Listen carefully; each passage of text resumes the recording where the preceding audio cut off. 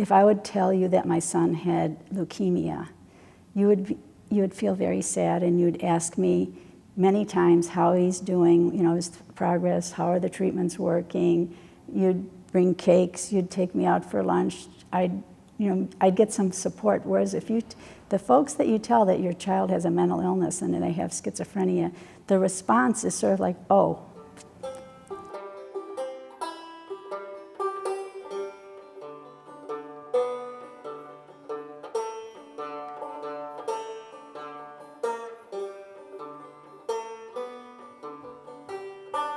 I did one time schedule an appointment with Dr. McClellan and when the nurse asked you that question, what are you here to see the doctor for? I told her I am feeling suicidal.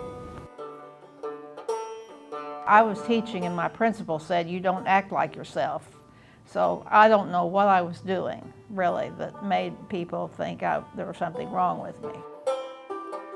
Living on the streets at 14 years old, freezing through the winters, not talking to anybody, I definitely had signs of depression because I super isolated.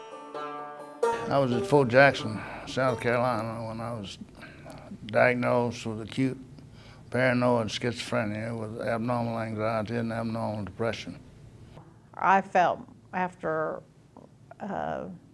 being diagnosed, I wanted to hide it. I didn't want people to know that I had that diagnosis. I thought I was too ugly, too stupid, and unwanted to be seen around anyone, but those are the words that my adopted mother used toward me. Well, if anything, when I was finally told that I was going into a mental institution because it was in my best interest, it was more of a relief than it was fear that I was going to be locked away in an insane asylum. Because finally I realized, well, maybe now I can deal with what's wrong with me and I can move on from this.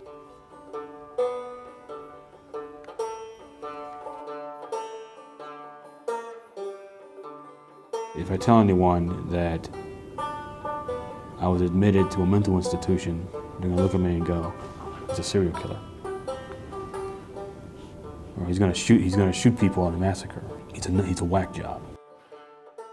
It has a very, very negative connotation in terms of society. And of course, we're calling that stigma because that's what prevents people from getting treatment, because they think that it's not an illness. In the past, ancient past, it was considered to be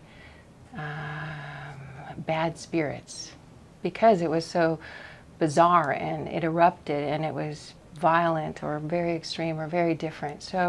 And embarrassing for the family, no doubt. So if you can call it a spiritual problem, then it was somehow it made more sense. Jesse's my second husband. I was married to a man who acted very interested in what was wrong with me. He would no longer sleep with me and locked his bedroom door and kept me isolated from him at night. As knowledge grew, people started to think of it as a nurture problem, but it also blamed parents and families and society and television and whatever else. If there was someone on the sidewalk having a heart attack, you wouldn't start thinking it was a choice. You wouldn't think, well, that person caused it because they ate too much fried chicken. You would just help. It's hard to get people to understand that a chemical imbalance or chemical dysfunction in the brain is no different from chemical dysfunction in the pancreas or high blood pressure or anything else. There's a problem with how these individuals process, whether it may be a fear, processing of emotions, or whatever that may entail. It's all what underlies the process of learning and memory. In our system, we begin to manipulate it. And then if we can manipulate it and we are somehow reproducing the similar symptoms that a schizophrenic would have, then we potentially have a target and then develop drugs to then treat what has gone wrong. When you have a mental illness, you don't officially become just cured and you're normal the rest of your life. I'll probably be on Abilify till I'm dead. There's a real underlying mechanism or something to explain what we're seeing. And you know, although we still have a lot to learn, we still learned enough to help alleviate some of the symptoms. There seems to be a biological root, that the neurochemicals involved in mental illness, it's a compelling evidence. And as we're finding this out, it gives us better solutions to deal with biological problems in a biological way. Part of the cure is in our everyday behavioral choices, but it cannot be only left to our behavioral choices. It has to be addressed with resources of healing, medication, and support. During the time of my first hospitalization, I decided that if I was going to get help, I was going to have to be a part of that help. And a couple of the other guys and myself started what is known now as the Sharing Group. And that was in 1964. May the 20th, we're having a picnic for the Sharing Group. When you just come out and you socialize with people and you open yourself up and you express what your fears are and your vulnerabilities, you don't necessarily get advice, but just the fact that you talk about these things and you express your real desires, if anything, it's just a relief just to get it off your chest.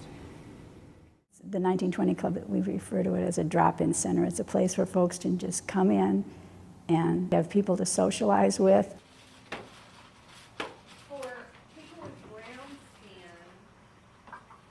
We offer art lessons twice a week and music lessons once a week, and they're provided by Very Special Arts of Alabama. Keeps me in touch with reality, gives me structure in my life, something to do every day. I choose not to be a part of the regular programming for mentally ill. What works for some don't work for others, and for me, I'll just rather do what I'm doing. Individually, we all have talents and abilities and contributions to life. At St. Mark's, I serve as a mentor for African American boys with no father and the appearance of no hope. What time did you wake up this morning? 7:30. We talk to them about life, the challenges thereof, and the importance of being a man and getting over the challenges that they're faced with now. God bless the children. Oh, God bless the children. I know what my responsibilities are, volunteer responsibilities are with my, what I call heavenly appointed children, Emmanuel and Emily. All the way out? I don't want more Tituses created. I want beautiful children who have the best life and the best opportunity. All right, let's go to the park. Every day, I wake up to save my life. Tune into the banjo, and that keeps a good part of my day going. Today is a beautiful day. Today is a wonderful day. Today is a beautiful day to be on planet Earth. Oh, today is a beautiful day. Today is a wonderful day. Today is a beautiful and peaceful day.